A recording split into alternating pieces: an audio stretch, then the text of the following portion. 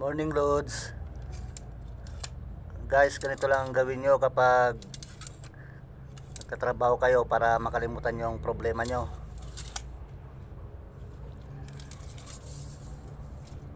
Kung ako'y mag-asawa, pipiliin ko anak ng karpintero. Kayod siya, kayod ako, kayudan kami kahit gabi-gabi.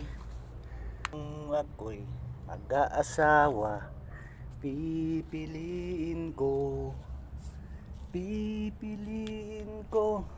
anak ng chismosa, chismis doon, chismis dito, chismisan kami kahit saang kalye. Yan, ganyan mga lods. Ano lang gawin nyo kapag nagtatrabaho kayo para makalimutan nyo yung utang nyo. Problema pala. Enjoy!